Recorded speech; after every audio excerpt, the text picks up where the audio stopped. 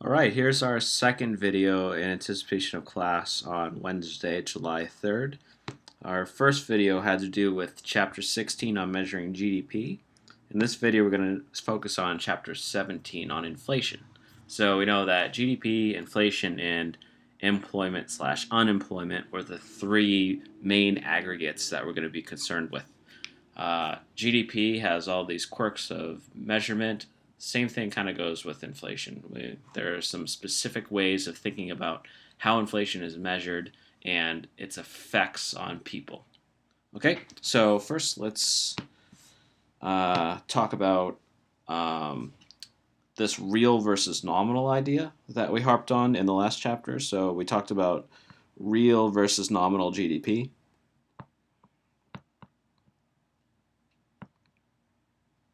Okay, and we said we measure real GDP by keeping prices set in 1 year and fluctuating quantity over time, and nominal is using prices and quantities from each given year. So real is something like real buying power.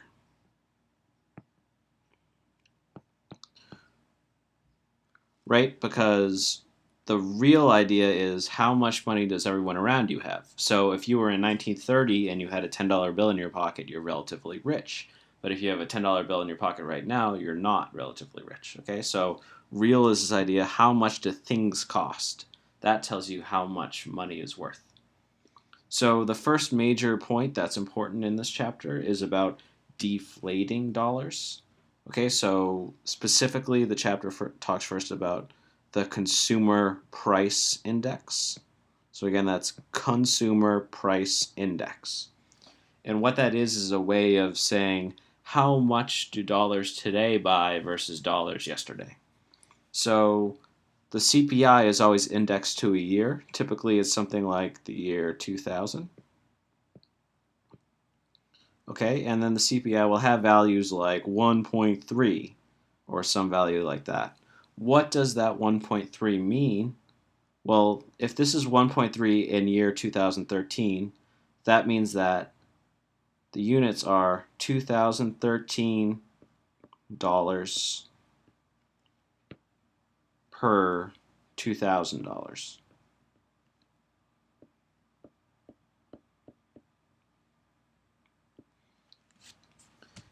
Okay, in other words, if I have a CPI of 1.3 in 2013, that means what in words? Try to say it in your head. The CPI is $2,013 per $2,000. So now you need 1.3 $2,013 to have the buying power of one $2,000. Right? That means that money's getting less valuable somehow. There's some kind of inflation. So you need $1.3 in 2013 dollars to buy one $2,000. All right, so why is that useful? Well, we can use that to talk about how much money in 2013 is worth. So let's say that you have 100 2013 dollars. Okay. All right, and I wrote dollars already, so I can erase the dollar sign over here. Let's say you have 100 2013 dollars. How much is that worth in terms of $2,000? Well, we can divide by the CPI. Why can we divide by the CPI? Well, let's look at the units up here. Okay, if I divide by the CPI, what I get is $2,013 times $2,000 over $2,013. Right? Because since I'm dividing by CPI, I'm going to get the inverse of this. The inverse of that is 2,000 over 2013. So these units will cross out, and I end up with $2,000. All right, so this is what deflating dollars is all about. You divide by CPI because of the units. You can cross out the 2013, and end up with just in $2,000. All right, so that's the basic idea of the CPI measure. It's to take dollars today and deflate them to some baseline level. So this all ties back to this real versus nominal idea. Okay, so let me clear this off. So that was the idea of deflating money. The second point of this chapter is to talk about the costs of inflation. So the first point that the chapter makes is to not confuse relative price inflation. Right? So people have a tendency to see, say, oil prices going up and say there's high inflation, whatever. But it's not about relative prices, it's about all prices. So we're thinking about, all prices in the economy going up. That's where the inflation is. Okay, so that's the first point. The second point is, what are the costs of inflation?